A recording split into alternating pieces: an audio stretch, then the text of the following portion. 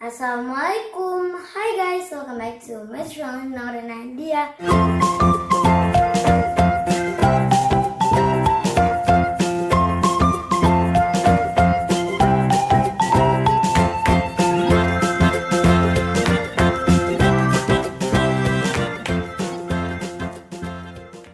Hari ini aku lagi mau wawancara Om Syakir. Om Syakir ini dia apa namanya? Wartawan di NU Online. Di NU Online. Tunggu, sebelum nonton jangan lupa subscribe ya dan nyalain loncengnya.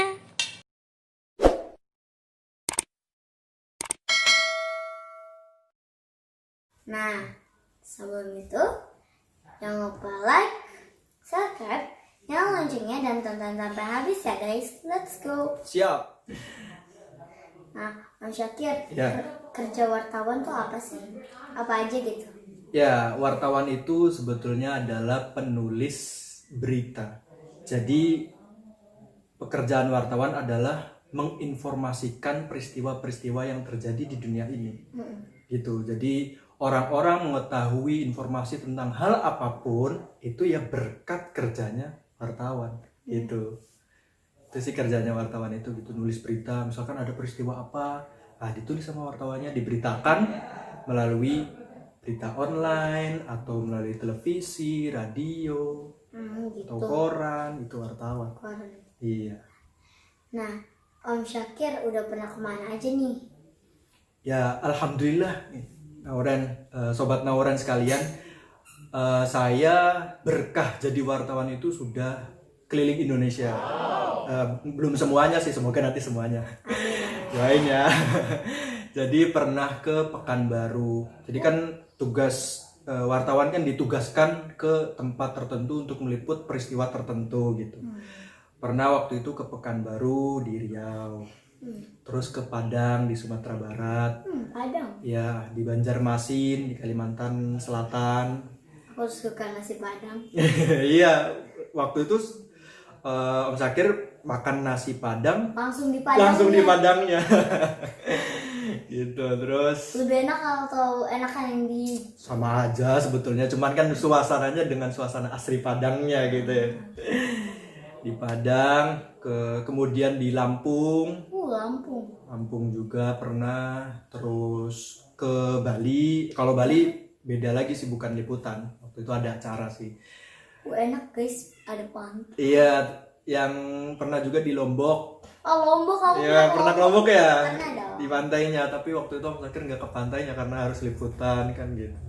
Jadi full Jadi aku kegiatan. lagi pakai topi pantai guys. Ya, di Lombok juga pernah, Jogja dan beberapa tempat lain di wilayah Jawa.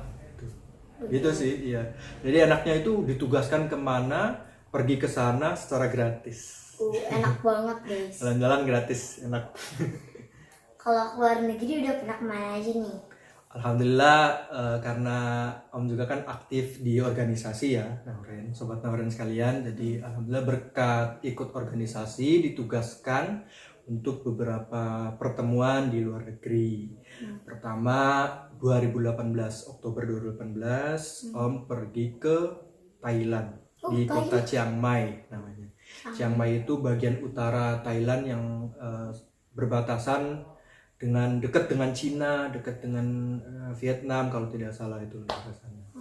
Nah, di sana ada ya pertemuan pemuda Asia. Ada dari India, ada dari Pakistan, dari Filipina dan beberapa negara lain. Ada Indonesia? Indonesia ada 3 orang waktu itu. Terus pulang dari Thailand, Om nggak langsung ke Indonesia. Main dulu ke Malaysia dan Singapura, jalan-jalan. Kalau di situ nggak ketemu siapa-siapa, jalan-jalan sama temen di sana. Oh, enak dong. Enak ya, jalan-jalan enak di sana. Katanya kamu pernah ke Bangkok? Kalau ke Bangkok mampir, Mampir. transit gitu. Sebelum ke Chiang Mai ke Bangkok dulu transit 1-2 jam kalau tidak salah. Terus dari Bangkok berangkat lagi ke Chiang Mai. Chiang Mai itu di mana? Yang dari Thailand bagian utaranya. Jadi di Bangkok sih cuma 2 jam. Cuma ganti pesawat aja gitu. Gitu. Pesawatnya istirahat dulu kan. Terus lanjutin perjalanan lagi sampai ke Chiang Mai. Itu sih. Terus 2019 Om ke Jepang. Jepang. Iya. Sarangnya.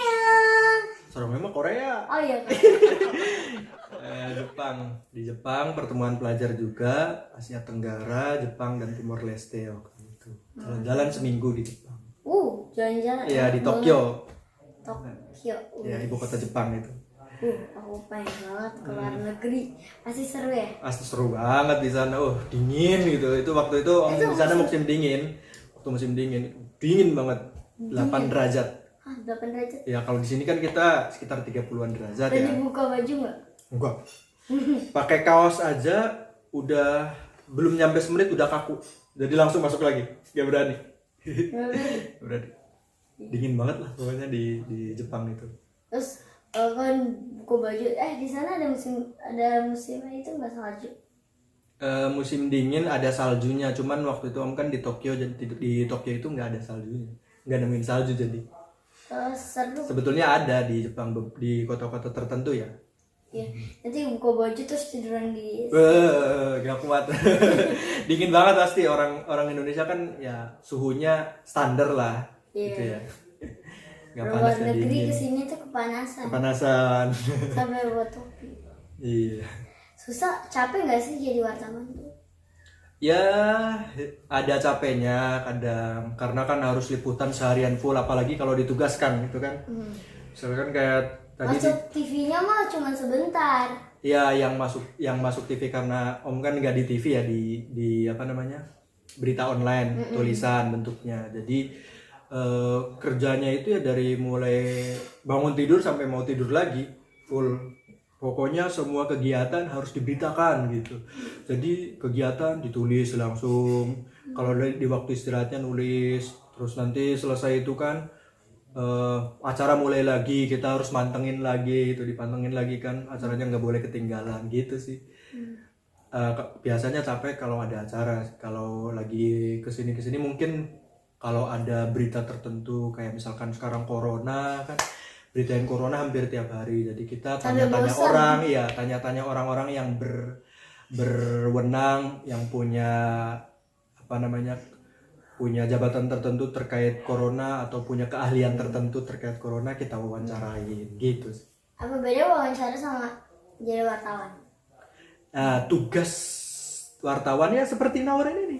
Tugas Nauren untuk mewawancarai orang itu kayak tugasnya wartawan. Jadi wawancara itu bagian dari tugas kewartawanan. Sebetulnya mencari beritanya tidak mesti dengan wawancara, bisa juga misalkan dengan penelitian, melihat tulisan orang terus kemudian dikutip sebagai berita, atau melihat langsung peristiwanya, nggak perlu wawancara biasanya gitu. Kalau wawancara kan untuk minta pandangan ahli biasanya, atau pandangan pihak tertentu yang punya kewenangan di bidangnya gitu. Seperti persoalan kebijakan gubernur, tanya ke gubernur gitu. Nanti kita tanya-tanya ke gubernur, minta konfirmasi ke gubernurnya atau yang lainnya gitu. Seru sih jadi wartawan, enak, bisa banyak kenal orang, karena kan kita harus tanya orang tertentu gitu. Nah itu kan kita kenalan dulu. Situ kan aku pernah wawancara Om Mustoli. Dia pernah jadi wartawan. Katanya itu kalau jadi wartawan itu, kalau nggak salah jadi wartawan ya, punya nomor semua artis. Nah itu punya nomor orang-orang banyak. Kayak saya kan, Om kan punya nomor-nomor orang-orang yang ahli di bidangnya masing-masing. Ahli pendidikan siapa, saya bisa kontak sewaktu-waktu untuk minta pandangannya gitu. Misalnya Om Syakir ngewartawain Pak Jokowi, wawancara Pak Jokowi. terus berarti Om Syakir punya nomor telepon Pak Jokowi dong? Iya, nggak juga kalau presiden ya. Tapi pernah, Om pernah ke Istana Negara juga pernah untuk memberitakan acara di Istana Negara. Waktu itu kan acara diselenggarakan di Istana Negara, kemudian juga ketemu Pak Jokowi di sana. Bisa foto? Nggak bisa, tapi kameranya HP-nya ditahan waktu itu. Jadi kalau orang masuk istana itu kamera, HP semuanya ditahan, kecuali orang-orang tertentu. Aku pernah foto sama Pak Jokowi. Pernah ya? Kalau Om pernah di waktu sampai di pesantren di Buntet waktu itu, tapi selfie gini aja dari jauh. Itu bunda kan masih belakang, aku langsung kan depan tuh kan orang banyak, aku minggir gini ya, sampai aku bisa ketemu Pak Joko. Ya Allah, perjuangan banget tapi aku hilang. Ya itu wartawan itu ya lagi bisa kondangan guys, ketemu Pak Jokowi, ketemu orang-orang hebat gitu. Enaknya gitu, bisa kenal orang-orang hebat dan dekat gitu karena sering kontakan. Gitu. Iya, banyak keuntungannya jadi wartawan gitu. Banyak kenalan, punya update informasi terbaru yang orang-orang belum tahu, kita sudah tahu lebih dulu gitu. Karena kan kita yang menginformasikan ke orang-orang. Gitu. Susah nggak sih jadi wartawan? Ya gimana ya?